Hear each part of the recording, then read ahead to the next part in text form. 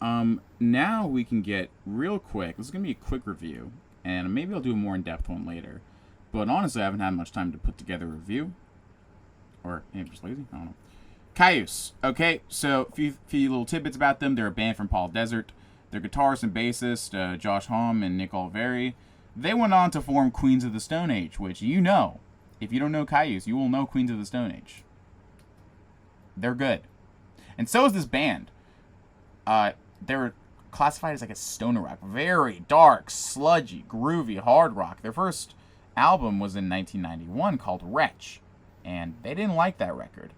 So they partnered with, I forgot who the producer's name was, but they partnered with a specific producer to produce their second album, which I believe was on Elektra Records, called Blues for the Red Sun. And generally, I guess the first thing I'll say is vocals real quick, so I wrote this down. The vocalist is kind of high-pitched. That is not my favorite part about it.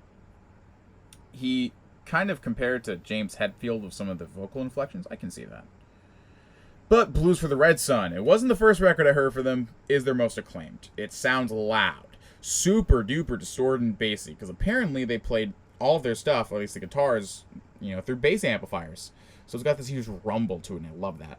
It's very jammy. It actually kind of reminds me of Master of Reality era Black Sabbath with the low tuning. I don't know what the tuning is. Maybe C standard sometimes. I read something that said they would tune their strings till they were too flabby. The strings were all flabby, and then they would tune to each other. So it was all pretty sort of not amateurish, but you know what I mean, DIY-ish. They talked about the generator parties, if you heard about that, because they're from the Palm Desert. Just bring out a generator in the desert and just do these long shows. It sort of mixes instrumental songs and more constructed songs. The shortest song is 55 seconds, and the longest is 7.5 minutes. And these songs also have very long intros. Some of them are also separated into different tracks. An example, Rive, the song Rives, its intro is its own song called 800. My favorite songs from this are Rive, Molten Universe, and maybe Green Machine. It's very raw sounding, but the production ensures that it's not totally off the rails. It sounds warm, but very bright. It's got a lot of high treble. This would be smoothed out on Welcome to Sky Valley. Getting into that, I haven't really written as much about it, but my favorite songs off this one so far, Gardenia, 100 Degrees, Demon Cleaner.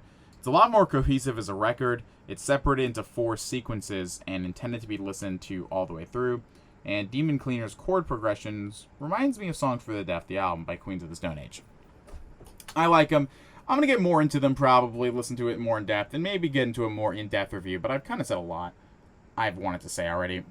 I like this sort of desert aesthetic.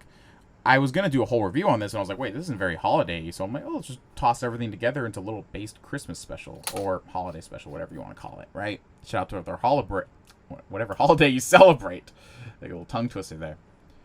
Yeah, and sort of the desert being the sort of isolating, ethereal place, just wide patches of just sand and dirt and mountains and dryness and palm trees, and I kind of love that experience. I love that vibe. I'm in California, but I'm not really in that deserty area. I'm in a pretty temperate area, being Orange County. So, whenever I've gone up to Palm Springs or areas like that, it's cool to see, And hey, maybe I'd live in the desert someday. Who knows? I'm kind of bouncing back and forth. I like a lot of different climates. Although, I guess the fact that I've spent so much time in what people consider to be a very good, almost perfect climate might make my opinions a little bit less fully formed. Well, I did spend a lot of time in Minnesota growing up. Yeah, I guess for that, I think that's about it for the first half of this show. I'm going to play a song or two from, I'll play a song from Blues for the Red Sun. Let's pull it up here. I'm going to play either Writhe or Molten Universe. I'm actually not sure. I think Writhe is a better example, but Molten Universe is a cooler one. Like, I like the I like it, right? But I'm going to go with Writhe. Thank you guys for listening to this part of the show. We're going to move on to the second half. We're going to talk about Christmas, holidays, FNAF VR sequel, Help Wanted 2. And, yeah, we're going to get to that in a bit. We're going to play Writhe by Kyuss from Blues for the Red Sun, to give you an example.